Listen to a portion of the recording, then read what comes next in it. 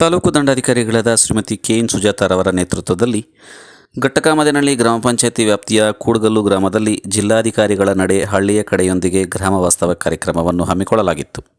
ಕಾರ್ಯಕ್ರಮದಲ್ಲಿ ಪಂಚಾಯಿತಿ ಅಧ್ಯಕ್ಷರಾದ ಸುರೇಶ್ ಬಾಬು, ಉಪಾಧ್ಯಕ್ಷರಾದ ಶ್ರೀಮತಿ ಭಾಗ್ಯ ಮಂಜುನಾಥ್, ಎಲ್ಲ ಸದಸ್ಯರು, ಇಒ ಮಂಜುನಾಥ್, ಕೃಷಿ ಇಲಾಖೆಯ ಅಕ್ಷಯ್ ಹಾಗೂ ವಿವಿಧ ಇಲಾಖೆಗಳ ಅಧಿಕಾರಿಗಳು ಹಾಜರಿದ್ದರು.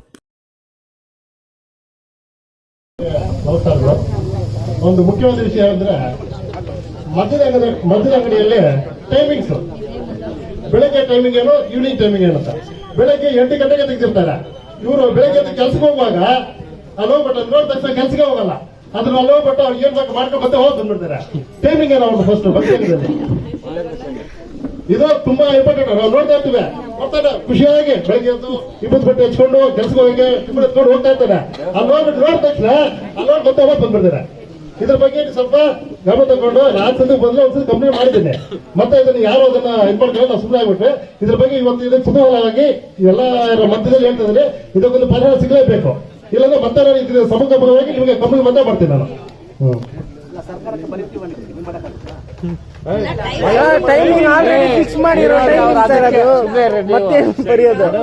ಬೆಳಗ್ಗೆ KGF ಅಲ್ಲಿ 7 ಗಂಟೆಗೆ ತೆಗಿತಾರೆ. ಟೈಮಿಂಗ್ ಇರೋದು ಬೆಳಿಗ್ಗೆ 10:30. ನಾವು ಟೈಮಿಂಗ್ ಕೇಸ್ ಕೂಡ ಫೈಲ್ ಮಾಡ್ತಾ ಇದೀವಿ ಅಂಗಡಿಗಳಲ್ಲಿ.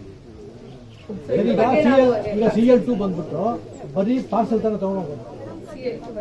ಅಂದ್ರೆ ಪಕ್ಕದಲ್ಲಿ ಬಾರ್ ಇಟ್ಟಿದ್ದಾರೆ,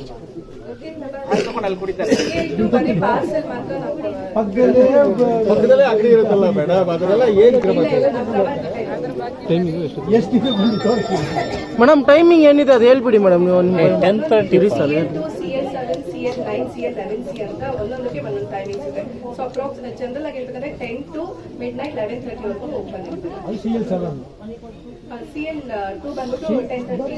CL2 ಬರೀ ಪಾರ್ಸಲ್, CL2 ಬರೀ ಪಾರ್ಸಲ್. ಅಲ್ಲಿ ಯಾವ್ದು ಓಪನ್ ಮಾಡಿ ತಗೋಬಾರ್ದು. ಪಕ್ಕದಲ್ಲೇ ಇಟ್ಟಿದಾರ ಇದು ಬಾರ್, ಪಾರಲ್ಲ ರೂಮು ರೂಮೇ ಮಾಡಿ ಕೊಡ್ತಾರಲ್ಲ ಮೇಡಮ್, ಅಲ್ಲೇ ಹೋಟ್ಲು. ಏನು ಮಾಡ ಇವತ್ತು ಸರ್ಕಾರದಿಂದ ಏನೇನು ಅನುದಾನ ಬರುತ್ತೆ ಅಂತ ಹೇಳ್ಬಿಟ್ಟು ನಮ್ಮ ಎಲ್ಲ ಇಲಾಖೆಯವರು ಸ್ಪಷ್ಟವಾಗಿ ಹೇಳಿದ್ದಾರೆ. ಆದರೆ ಒಂದು, ಇದುವರೆಗೂ ನಾವು ಅಧ್ಯಕ್ಷರಾದ ಮೇಲೆ ಯಾವ ಇಲಾಖೆದವರು ಬಂದು ನಮ್ಮ ಪಂಚಾಯಿತಿಯಲ್ಲಿ ಇಂಥ ಇದೇ ಅಂತ ಹೇಳ್ಬಿಟ್ಟು ಯಾರು ಹೇಳಿಲ್ಲ. ಅವ್ರು ಹೇಳ್ತಾರೆ ಪಂಚಾಯಿತಿಗೆ ಬಂದು ಒಂದು ನೋಟಿಸು ಕೊಟ್ಟಿಲ್ಲ, ಒಂದು ಇದು ಹೇಳಿಲ್ಲ, ಈ ತರ ಸ್ಕೀಮ್ಸ್ ಇದೆ, ಈ ತರ ಇದೆ, ರೈತರಿಗೆ ಅದನ್ನು ತಲುಪಿಸಿ ಅಂತ ಹೇಳ್ಬಿಟ್ಟು ಇದುವರೆಗೂ ನಾವು ಯಾವ ಅಧಿಕಾರಿಗೂ ಹೇಳಿಲ್ಲ. ಎಲ್ಲ ಬಂದು ಅವ್ರವ್ರ ಇಲಾಖೆದಲ್ಲಿ ಕೂತ್ಕೊಂಡು ಕೆಲಸ ಮಾಡ್ತಾ ಇದ್ದಾರೆ. ಪಂಚಾಯತಿ ಕಡೆ ಗಮನ ಹರಿಸಿ, ಪಂಚಾಯತಿ ಕಡೆ ಬಂದು ಅದೇನೇನಿದೆಯೋ ಅನುದಾನ ಏನೇನಿದೆಯೋ ಅದೇ ಹೇಳ್ಬಿಟ್ಟು ಒಂದು ನೋಟಿಸ್ ಬೋರ್ಡ್ ಒಂದು ಹಾಕಿ ಎಲ್ಲಾ ಇಲಾಖೆದವರು ಅಷ್ಟೇ. ಫುಡ್ ಇನ್ಸ್ಪೆಕ್ಟರ್ ಮನೇನು ಹೋಗಿ ಹೇಳಿದ್ವಿ, ಸರ್ ಒಂದ್ಸರಿ ಪಂಚಾಯತಿ ವಿಸಿಟ್ ಕೊಡಿ ಅಂತ ಹೇಳ್ಬಿಟ್ಟು ಅವ್ರಿಗೂ ತಿಳಿಸಿದ್ವಿ. ಅವ್ರು ನಮ್ಮ ಪರಿಚಯ ಇಲ್ಲ, ಕೃಷಿ ಇಲಾಖೆಯವರು, ಅವ್ರು ಅದು ಯಾವಾಗ ಬರ್ತಾರೋ ಅದು ಯಾವಾಗ ಹೋಗ್ತಾರೆ, ಅವ್ರ ಪರಿಚಯ ಇಲ್ಲ. ಇವತ್ತು ಅವ್ರು ನೋಡ್ತಾ ಇರೋದು. ನಾವು ಬಂದು 1.5 ವರ್ಷ ಆಗಿದೆ. ದಯವಿಟ್ಟು ಪಂಚಾಯತಿ ಕಡೆ ಸ್ವಲ್ಪ ಗಮನ ಕೊಡಿ.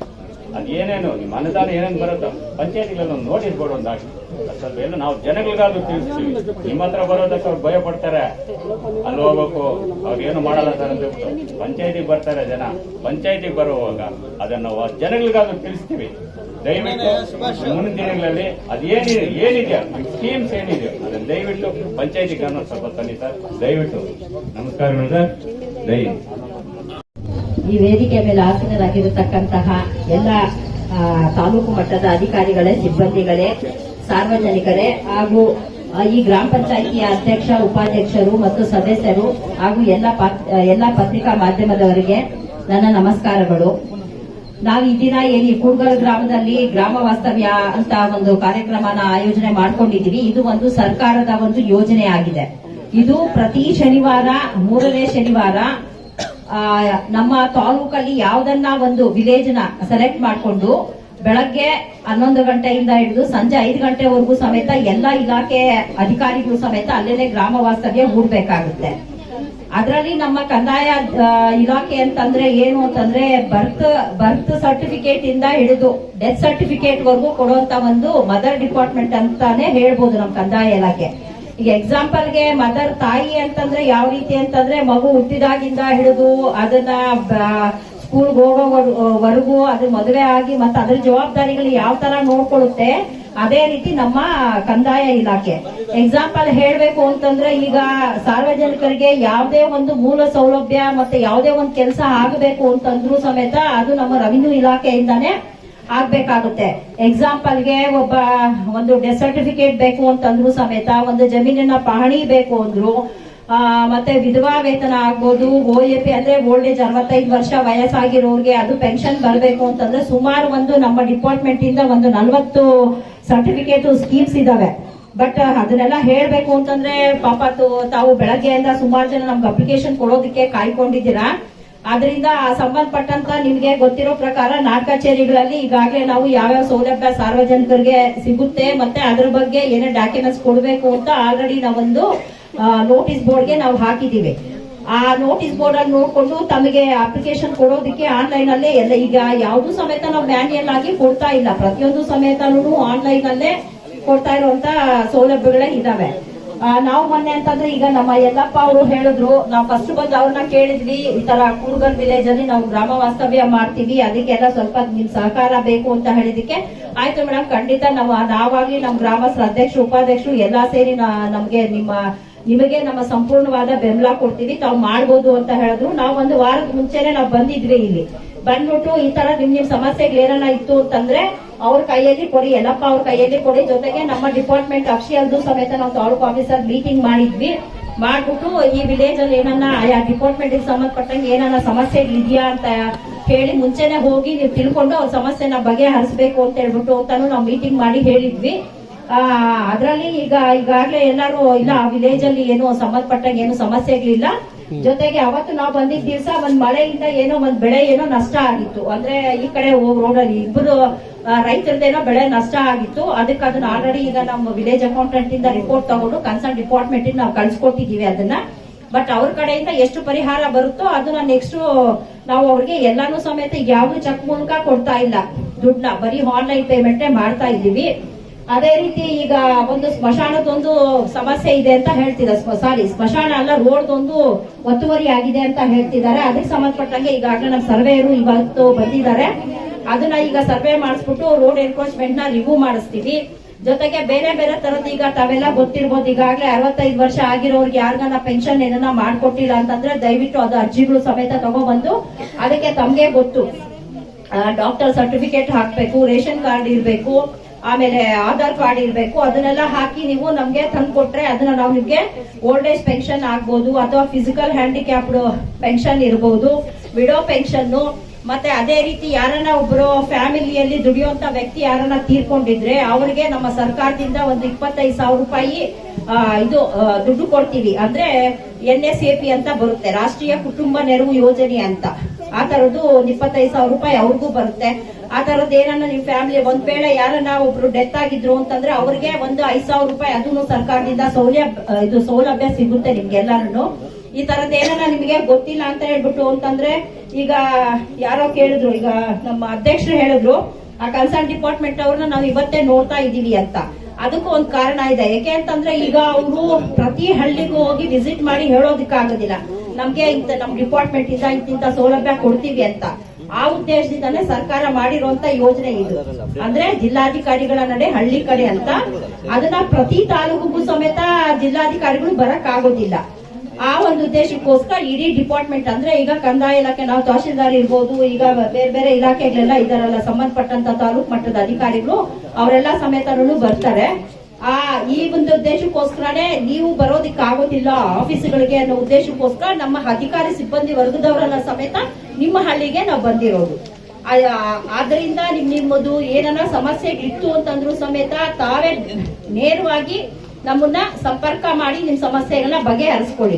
ಅದನ್ನ ಬಿಟ್ಟು ತಾವ್ ಯಾರಿಗೋ ಒಬ್ಬರಿಗೆ ಕೊಡ್ತೀರಾ, ಅವರು ಈ ಟೈಮಿಗೆ ಬಂದು ಆಫೀಸಿಗೆ ಕೊಡೋದಿಲ್ಲ, ಮತ್ತೆ ನೀವೇನ್ ಹೇಳ್ತೀರಾ, ಇಲ್ಲ ನಾವು ತಾಲೂಕು ಆಫೀಸ್ಗೆ ಇಷ್ಟ ದಿನ ಆಯ್ತು ಅರ್ಜಿ ಕೊಟ್ಟು ನಮ್ಗೆ ಯಾವ್ದೇ ಕ್ರಮ ಆಗಿಲ್ಲ ಅಂತ ಹೇಳ್ಬಿಟ್ಟು ಅಂತ ಹೇಳ್ತೀರಾ. ಅದು ಏನಾಗುತ್ತೆ ಅಂತಂದ್ರೆ ನೀವು ಡೈರೆಕ್ಟ್ ಆಗಿ ಬಂದಾಗ, ಅರ್ಜಿದಾರರು ಡೈರೆಕ್ಟ್ ಆಗಿ ಬಂದಾಗ ಅದ್ರ ಸಮಸ್ಯೆ ಏನು ಅಂತ ಹೇಳಿ ನಮ್ಮ ಅಧಿಕಾರಿಗಳು ನಮ್ಮನ್ನ ಸಂಪರ್ಕ ಮಾಡಿದಾಗ ಮಾತ್ರ ನಿಮಗ್ ಗೊತ್ತಾಗುತ್ತೆ. ಅದ್ ಏನ್ ಮಾಡ್ತಾರೆ ಕೆಲವರಿಗೆ, ಅಯ್ಯೋ ನಾವ್ ಹೋಗಕ್ ಆಗಲ್ಲ, ನಮಗ್ ಭಯ ಆಗುತ್ತೆ ಅಂತ ದಯವಿಟ್ಟು ಯಾರು ಇದ್ ಮಾಡ್ಕೊಳಕ್ ಹೋಗ್ಬೇಡಿ. ನಾವು ನಿಮ್ ತರ ಮನುಷ್ಯರೇ ಆಯ್ತಾ. ಇದ್ರಲ್ಲಿ ತುಂಬಾ ಜನಗಳಿಗಿದೆ, ಇಲ್ಲ ನಮಗ್ ತಹಶೀಲ್ದಾರ್ ಕಂಡ್ರೆ ಭಯ ಆಗುತ್ತೆ, ರೆವಿನ್ಯೂ ಇನ್ಸ್ಪೆಕ್ಟರ್ ಕಂಡ್ರೆ ಭಯ ಆಗುತ್ತೆ ಅಂತ. ಅದು ಆ ರೀತಿ ಭಯನ ಬಿಟ್ಬಿಡಿ. ನಾವಿರೋದು ನಿಮ್ ಸಾರ್ವಜನಿಕರಿಗೋಸ್ಕರ, ನಿಮ್ ಸಾರ್ವಜನಿಕರ ಕೆಲಸ ಮಾಡೋದಕ್ಕೋಸ್ಕರ ನಮ್ಮ ಸರ್ಕಾರ ಎಲ್ಲಾರನ್ನೂ ಅಪಾಯಿಂಟ್ ಮಾಡಿರೋದು. ತಾವು ದಯವಿಟ್ಟು ನೇರವಾಗಿ ಬಂದು ನಮ್ಮನ್ನ ಭೇಟಿಗೆ ಆದ್ರೆ ನೀವು ಕೊಟ್ಟಿರುವಂತಹ ಅರ್ಜಿಗೆ ಆದಷ್ಟು ಬೇಗ ಪರಿಹಾರ ಸಿಗುತ್ತೆ. ಅದು ಆಗಬಹುದು ಅಥವಾ ಆಗದೆ ಇರಬಹುದು. ಅವೆರಡರಲ್ಲಿ ಒಂದು ಗೊತ್ತಾಗುತ್ತೆ ತಮ್ಗೆ. ಆದ್ರಿಂದ ನಮ್ಮ ಸ್ಟಾಫ್ ಎಲ್ಲಾ ಸೇರಿನು ಸಂಜೆ 5 ಗಂಟೆವರೆಗೂ ಇರ್ತೀವಿ ನಾವು. ಎಲ್ಲಾರು ತಮ್ಮ ಸಮಸ್ಯೆ ಏನಿದೆ ಅದನ್ನ ಅರ್ಜಿ ಮುಖಾಂತರ ಬರೆದು ಕೊಡ್ಬೇಕು. ಬರೀ ಅರ್ಜಿ ಕೊಟ್ರೆ ಆಗೋದಿಲ್ಲ, ಸಂಬಂಧಪಟ್ಟಂತ ದಾಖಲೆ ಹಾಕಿ ಕೊಡ್ಬೇಕು. ಅದು ಕೊಟ್ರೆ ಅಷ್ಟೇನೆ ನಿಮ್ಗೆ ಪರಿಹಾರ ಸಿಗುತ್ತೆ. ಇಲ್ಲ ನಾವು ಈ ತರ ಇದ್ರಲ್ಲಿ ಗ್ರಾಮ ವಾಸ್ತವ್ಯದಲ್ಲಿ ಅರ್ಜಿ ಕೊಟ್ಟಿದೀವಿ, ನಮ್ಮ ಕೆಲಸ ಆಗಿಲ್ಲ ಅಂತ ಹೇಳಿದ್ರೆ ಮತ್ತೆ ನೀವು ಕೊಡ್ತೀರಾ, ಸುಮ್ನೆ ಜಸ್ಟ್ ಒಂದು ಅಪ್ಲಿಕೇಶನ್ ಕೊಡ್ತೀರಾ, ಅದ್ರಲ್ಲಿ ನಮಗ್ ಬೇಕಾಗಿರುವಂತ ದಾಖಲೆ ಇರಲ್ಲ. ಅವಾಗ ಏನ್ ಮಾಡ್ತೀವಿ, ಅದನ್ನ ಬರೀ ನಾವು ವಜಾ ಮಾಡಿ ಪಕ್ಕಕ್ಕೆ ಇಡ್ತೀವಿ. ಅದಕ್ಕೋಸ್ಕರ ನಾವು ಸಂಜೆವರೆಗೂ ಇರ್ತೀವಿ. ನಿಮ್ಮಲ್ಲಿ ಏನ್ ಡಾಕ್ಯುಮೆಂಟ್ಸ್ ಕೇಳ್ತೀವಿ, ಯಾವ ಎಕ್ಸಾಂಪಲ್ ಈಗ ಅವರು ಅಜ್ಜಿ ಒಬ್ರು ಕೂತಿದ್ದಾರೆ, ಅವ್ರೇನು ಅಂತಂದ್ರೆ ವೀಲ್ ಪತ್ರದಂತೆ ಖಾತೆ ಮಾಡ್ಕೊಡಿ ಅಂತ ಕೇಳಿದ್ರು. ಬಟ್ ಅದ್ರಲ್ಲಿ ವೀಲ್ ಪತ್ರ ಇಲ್ಲ, ಡೆತ್ ಸರ್ಟಿಫಿಕೇಟ್ ಇಲ್ಲ, ಪಾಣಿ ಇಲ್ಲ. ನಮ್ಗೆ ಅವೆಲ್ಲ ಕೊಟ್ರೆ ಮಾತ್ರನೇ ನಾವು ನಿಮ್ ಕೆಲಸ ಮಾಡಿ ಕೊಡಕ್ಕಾಗುತ್ತೆ, ಇಲ್ಲ ಅಂದ್ರೆ ಮಾಡಿ ಕೊಡಕ್ಕಾಗೋದಿಲ್ಲ. ಅದಕ್ಕೆ ಎಲ್ಲಾರು ಸಮಾಧಾನವಾಗಿ ನಿಧಾನವಾಗಿ ಎಲ್ರು ಕೊಡುವಂತ ಅಪ್ಲಿಕೇಶನ್ಸ್ ಸಮೇತ ನಾವು ಸಂಜೆವರೆಗೂ ಇರ್ತೀವಿ. ಎಲ್ರದ್ದು ನಾವು ತಗೊಳ್ತೀವಿ. ನಿಮ್ಮ ಸಮಸ್ಯೆ ಏನನ್ನ ಇಲ್ಲೇ ಇತ್ಯರ್ಥ ಆಗೋದು ಏನನ್ನ ಇತ್ತು ಅಂತಂದ್ರೆ ಇಲ್ಲೇ ಇತ್ಯರ್ಥ ಮಾಡ್ತೀವಿ. ಇಲ್ಲ ಅಂತ ಹೇಳ್ಬಿಟ್ಟು ಅಂತಂದ್ರೆ ನಾವು ಸ್ವಲ್ಪ ಸಮಯಾವಕಾಶ ತಗೊಂಡು ಮತ್ತೆ ನಿಮ್ಮ ಅರ್ಜಿನ ನಾವು ವಿಲೆ ಮಾಡೋದಕ್ಕೆ ನಾವು ವ್ಯವಸ್ಥೆ ಮಾಡ್ತೀವಿ. ಬೇರೆ ಯಾರಿಗಾನ ಏನಾರ ಡೌಟ್ಸ್ ಇದೆಯಾ? ಬರ್ತಾಳೆ ಡೆತ್ ಇದ್ರದ? ಓಕೆ, 1 ನಿಮಿಷ ಇರಿ. ಬರಕ್ಕೆ ಏನಪ್ಪ ಇಶಾಕ್ಗೆ ಒಂದು ಸ್ವಲ್ಪ ಡೆತ್ ಆಗಿರೋದು ನಾವು ಅಪ್ಲಿಕೇಶನ್ ಕೊಟ್ಟಿದ್ವಿ, ಮಾಡ್ತಾರೆ ಅಂದ್ರೆ ಎಲ್ಲೆಲ್ಲ ನಮ್ಗೆ 2 ತಾಲೂಕು ಇದೆ ಅದು ಇದೆ ಅಂತ ಹೇಳ್ತಾರೆ. ಪಾಪ ನಾವು ಇಲ್ಲ ನಾನು ಕಳಿಸ್ತೀನಿ, ತಡೀರಿ, ನಾನು ಕಳಿಸ್ಬಿಟ್ಟು ನಾನು ಅದ್ ವ್ಯವಸ್ಥೆ ಮಾಡಿ ಕೊಡ್ತೀನಿ. ಅದಕ್ಕೆ ತಾವು ದಯವಿಟ್ಟು ಎಲ್ಲಾ ಸಮಾಧಾನವಾಗಿ ಕೂತಿದ್ದೀರಾ. ಇದೇ ರೀತಿ ಸಂಜೆವರೆಗೂ ಇದ್ದು ನಿಮ್ಮ ಸಮಸ್ಯೆಗಳ ನಮ್ ಜೊತೆ ಹೇಳಿ, ನಾವು ನಿಮ್ ಜೊತೆ ಇರ್ತೀವಿ. ಇದು ಹೆಂಗೆ ಅಂತಂದ್ರೆ ಒಂಥರ ಈಗ ನಿಮ್ಗೆ ಭಯ ಹೋಗ್ಬೇಕು ಅಂತ ಯಾವತ್ತೇಳಿ, ಅಯ್ಯೋ ತಹಶೀಲ್ದಾರ್ ನಮ್ಮ ಆಫೀಸ್ಗೆ ಹೋದ್ರೆ ಅವ್ರು ಸಿಗಲ್ಲ ಮಾಡಲ್ಲ ಅಂತ. ಅದಕ್ಕೋಸ್ಕರನೇ ಈಗ ಸರ್ಕಾರ ಮಾಡಿರುವಂತದ್ದು ಇದು ಒಂದು ಸರ್ಕಾರದ ಪ್ರೋಗ್ರಾಮ್ ಆಗಿದೆ. ನೀವು ನಿಮ್ ಸಮಸ್ಯೆ ಏನಿದ್ರು ಮುಕ್ತವಾಗಿ ನಮ್ಗೆ ಹೇಳ್ಬೋದು. ಅದೇ ರೀತಿ ಸಂಜೆವರೆಗೂ ನಾವಿರ್ತೀವಿ. ಈಗ ನನ್ಗೆ MP ಸರ್ದೇನೋ ಪ್ರೋಗ್ರಾಮ್ ಇದೆ, ಸರ್ಕಾರದಲ್ಲಿ ನಾನು ಹೊರಡ್ತೀನಿ. ಅದಾಗಿದ್ದಾದ್ಮೇಲೆ ನಮ್ಮ ಸಂಬಂಧಪಟ್ಟಂತ ರೆವಿನ್ಯೂ ಇನ್ಸ್ಪೆಕ್ಟರ್ ಇರ್ತಾರೆ, ವಿಲೇಜ್ ಅಕೌಂಟೆಂಟ್ ಇರ್ತಾರೆ, ಮತ್ತೆ ಎಲ್ಲಾ ಡಿಪಾರ್ಟ್ಮೆಂಟ್ ನ ಅಧಿಕಾರಿಗಳು ಸಮೇತ ಇರ್ತಾರೆ.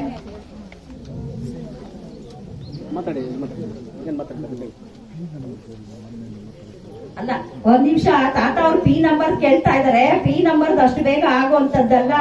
ಇದು ಸುಮಾರು ವರ್ಷಗಳಿಂದ ಆಗ್ತಾ ಇದೆ. ಅದಕ್ಕೆ ಸಂಬಂಧಪಟ್ಟಂತೆ ನಿಮ್ಮಲ್ಲಿ ಒರಿಜಿನಲ್ ರೆಕಾರ್ಡ್ ಇರಬೇಕು. ನಿಮ್ಮ ಒಬ್ಬರದೇ ಅಲ್ಲ, ನಿಮ್ಮ ಸರ್ವೆ ನಂಬರ್ ಅಲ್ಲಿ ಎಷ್ಟು ಜನಕ್ಕೆ ಮಂಜೂರಿ ಆಗಿದೆ ಅಷ್ಟು ಜನದ್ದು ಸಮೇತ ರೆಕಾರ್ಡ್ ಇದ್ರೆ ಮಾತ್ರನೇ ಅದು ಆಗುತ್ತೆ. ಅದೆಲ್ಲ ನಮ್ ಕೈಯಲ್ಲಿ ಆಗುವಂತದ್ದಲ್ಲ. ಅದೇನಿದ್ರು ಸರ್ವೆ ಡಿಪಾರ್ಟ್ಮೆಂಟ್ ಇದೆ, head of the department DDLR ಇದ್ದಾರೆ, ಅವ್ರ ಹಂತದಲ್ಲಿ ಆಗುವಂತದ್ದು. ನಮ್ಮ ಹಂತದಲ್ಲಿ ಆಗುವಂತದ್ದು ಏನನ್ನ ಕೆಲಸ ಇತ್ತು ಅಂತಂದ್ರೆ ಹೇಳಿ, ಖಂಡಿತ ನಾವು ಮಾಡ್ಕೊಡ್ತೀವಿ.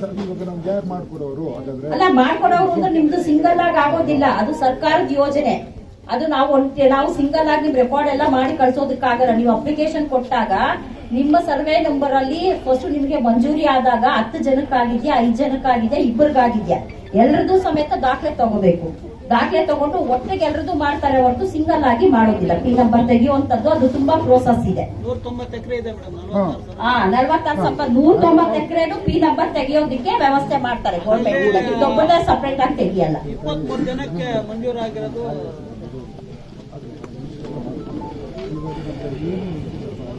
ಬಟ್ P ನಂಬರ್ದೆಲ್ಲ ಅದನ್ನೆಲ್ಲ ಕೇಳ್ಬೇಡ, ಅದು ನಮ್ಮ ಹಂತದಲ್ಲಿ ಆಗುವಂತದ್ದಲ್ಲ. ಉಳಿದಿರೋದು ಕ್ಯಾಸ್ಟ್ ಇನ್ಕಮ್ ಆಗ್ಲಿ, ವಿಡೋ ಪೆನ್ಷನ್ ಆಗ್ಲಿ, ಅಥವಾ ಪೌತಿ ವಾಸ್ ಖಾತೆ ಮಾಡೋದಿರ್ಬೋದು, ಅಥವಾ column RTC column number 39 mismatch extent ಇರೋದಿರ್ಬೋದು.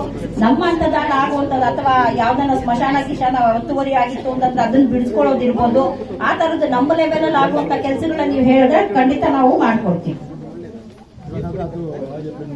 ಅಲ್ಲ, ಪೆಂಡಿಂಗ್ ಇರೋದಂತದ್ದಲ್ಲ. ನೀವು ಅದನ್ನ ಟೋಟಲ್ ಆಗಿ ಎಲ್ಲಾನು ಇದು ನಾವು ಒಬ್ಬರು ಮಾಡುವಂತದ್ದಲ್ಲ. ಅದೆಲ್ಲಾನು ಸಮೇತ ಟೋಟಲ್ ಆಗಿ ಒರಿಜಿನಲ್ ರೆಕಾರ್ಡ್ ಎಲ್ಲ ಸಿಗ್ಬೇಕು. ಎಲ್ಲ ಸಿಕ್ಕಿದ್ದಾದ್ಮೇಲೆ ಮಾಡುವಂತದ್ದು. ಅದು ಸುಮಾರು ನಾನು ಕೆಲ್ಸಕ್ಕೆ ಸೇರ್ಸಾಗಿ ನನಗೆ ಆಕ್ಚುಲಿ 32 ವರ್ಷ ಸರ್ವಿಸ್ ಆಗ್ತಿದೆ. ಅವಾಗಿಂದ ಮಾಡ್ತಿದ್ದಾರೆ, ಅದು ಆಗ್ತಾ ಇಲ್ಲ ಅಷ್ಟು ಬೇಗ. ಗೌರ್ಮೆಂಟ್ ನಂಬರ್ಗಳೆಲ್ಲ ಆಗಲ್ಲ.